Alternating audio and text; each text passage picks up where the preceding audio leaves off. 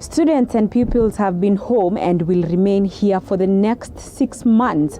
We look at their lives after schools were closed. Did learning stop for them? How are they surviving? And what next for them?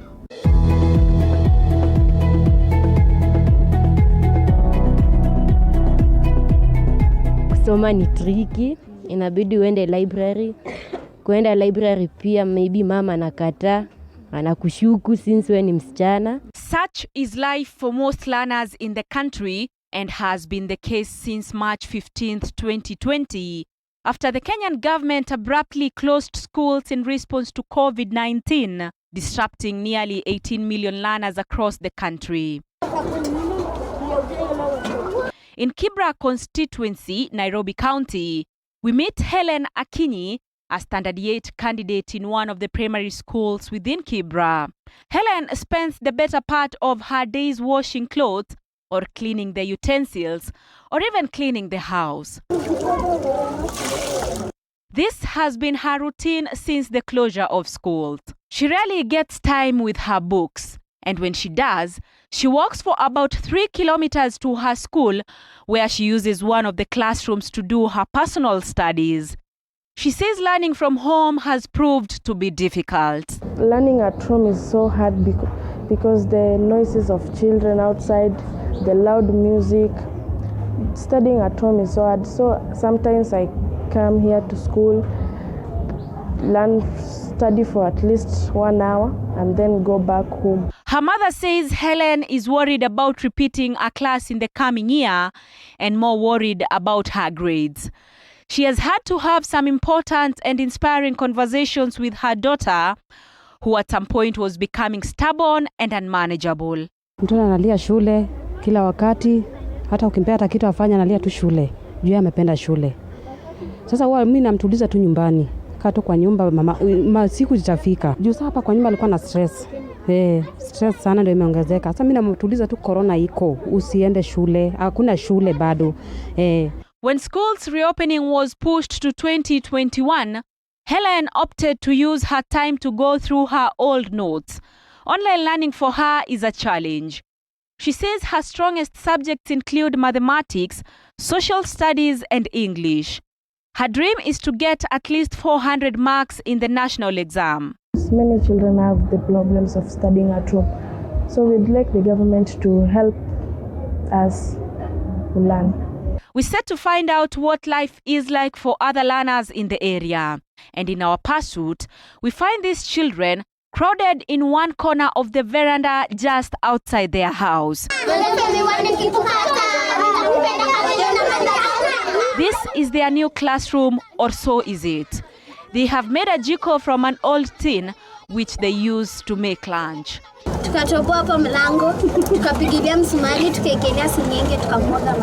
Rice is ready. They are now boiling some indomie before frying eggs. I was curious to know whether that food would be enough for every single one of them, but they say it will only be shared among those that contributed to have the meal ready.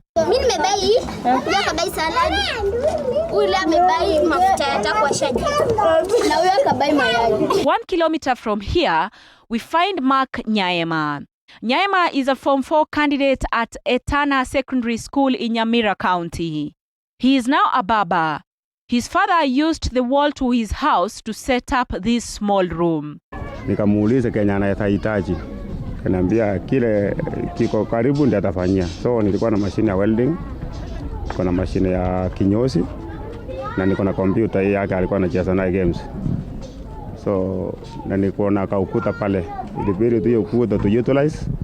Katengeneza kanyumba hapo May. Ndio nikamuintroduce na hizo machines. Akaanza tu kinyozi na vitu ndogo ndogo tu kufundisha watoto kompyuta. So riziki anapata na hapo. Namkanga asubuhi naenda nafungua workshop yangu ya kinyozi, ama sasa naenda kusaidia wazazi wangu kwa welding. Hiyo ndio napata my daily living. Mark spends most of his time at this barber shop. Sometimes he helps his dad in welding and is only left with the night when he gets time to look at his notes. Nilikuwa nimeplan vizuri kama naenda kupita vizuri.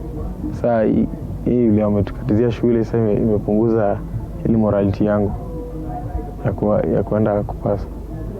Lakini sasa sijatulia bado, nila kusoma tu bado. At Mzee Fred Okomol household, which houses 11 children, life has not been easy. Nimekuwa na shida, watoto wakienda shule saa zingine hata wewe mzazi una relax, naweza kuwa na mawazo kidogo, lakini kumbuka hali ya kukua bila kasi kama mzazi, watoto wanakaa kwa nyumba na unakaa the whole day. Ni mimi ndio najaribu kuwa kama mwalimu. Toka asubuhi inabidi nikuwe na timetable yangu na wao. Wanasoma kidogo kidogo ile material ambayo tuko naye, lakini haiko sawa. Ile nikipata kitabu naomba. Saa zingine tunatumiwa masomo kutoka kwa shule ya hawa wa primary. Ndio wanajaribu polepole na sio rahisi, ni ngumu. Hali hii hata fadhali watoto kama huyu sasa angemaliza form 4. Ningekuwa naweza kurelax kidogo. His son Dan Okring, a form 4 candidate at Masinga Boys Machakos, who sells water for a living, says learning from home hasn't been easy. His dream of joining Kenyatta University next year has literally been halted. Nilikuwa nimepanga nifanye vizuri nipate B+, niende KU nisomee law. Hiyo ndio career yangu, hiyo ndio future career. Education experts, however, say that students should use this period to make themselves better in their areas of weakness. Ningekuwa mimi mwanafunzi ambaye anajiandaa katika mtihani mwaka ujao, ningekuwa na durusu zaidi sehemu ambayo nina unyonge. Kwa sababu walimu bado watapitia kazi ile.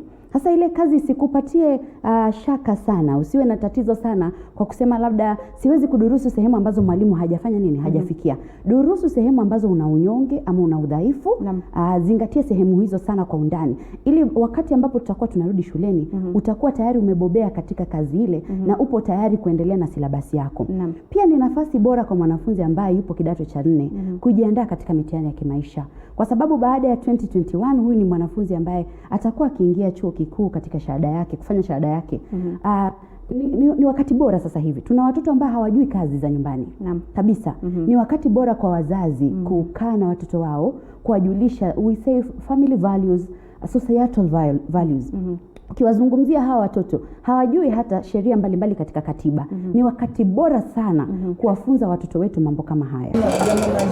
Whether you are concerned about the new coronavirus or your child staying home for an indefinite period of time, it is essential to frame for your children what's unfolding in clear terms, as well as separate rumors from reality. Andrin Kilemi, TV 47, Kibra, Nairobi.